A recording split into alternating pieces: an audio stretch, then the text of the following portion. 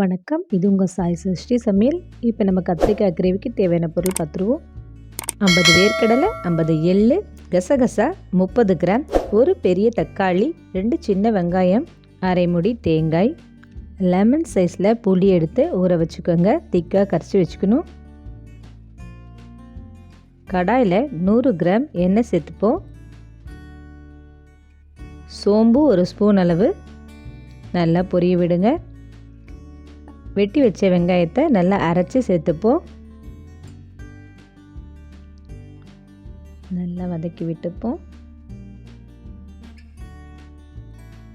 இஞ்சி பூண்டு விழுது 2 ஸ்பூன் நல்லா வதக்கி விடுங்க. பச்சை வாசனை போகட்டும்.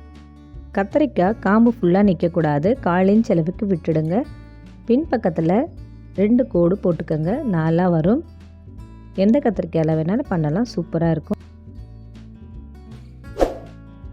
கத்தரிக்காய் நல்ல கலர் மாறணும், அது வரைக்கும் கொஞ்சம் வதக்கி விட்டுப்போம். குண்டு கத்திரிக்காய் எண்ணெய் கத்திரிக்காயிலும் செய்யலாம், அருமையாக இருக்கும். இந்த ஸ்டேஜில் உப்பு சேர்த்துக்கலாம். அரைத்த தக்காளியை சேர்த்துட்டு நல்லா வதக்கி விடுங்க.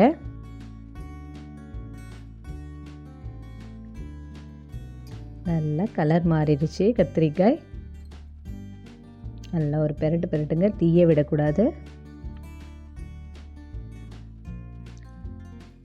மிளகாய்த்தூள் 2 ஸ்பூன் அளவுக்கு சேர்த்துக்கிறேன்.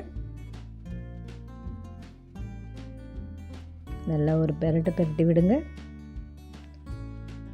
தனியாத்தூள் 2 ஸ்பூன்,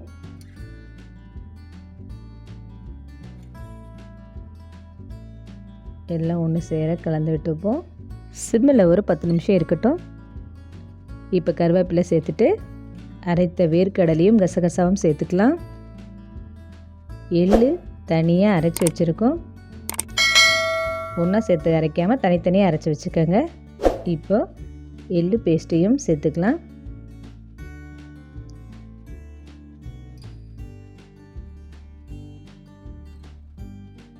நல்லா கலந்து விட்டுக்கோங்க. ஒரு 2 நிமிஷம் போகட்டும். தேங்காய் விழுதும் சேர்த்துக்கலாம். 4 பக்கமும் நல்லா கலரி விடுங்க. கலந்து அப்படியே ஒரு 5 நிமிஷம் விட்டுருவோம். புளியை நல்லா திக்காக கரைச்சி ஊற்றிக்கலாம். நல்லா மிக்ஸ் பண்ணிப்போம்.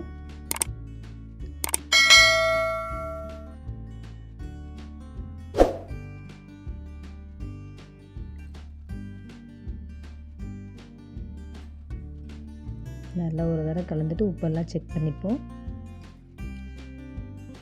நம்ம அரைச்ச விழுது இருக்கு இல்லையா, அந்த ஜார்லேயே கொஞ்சமாக தண்ணி சேர்த்து கத்திரிக்காய் சட்டுன்னு வெந்துடும். நம்ம அரைச்ச மசாலாவோட பச்சை வாசனை போகட்டும். சிம்மில் வச்சு ஒரு 10 நிமிஷம் கொதிக்க விடலாம். மூடி போட்டு கொதிக்க விடுங்க. 5 நிமிஷத்துக்கு ஒரு வாட்டி திறந்து பார்த்து கிளறி விடுங்க. இல்லைன்னா எல்லாமே அரைச்சது அடி பிடிச்சிரும். நல்லா எண்ணெய் பிரிஞ்சு வர ஆரம்பிச்சிருக்கு.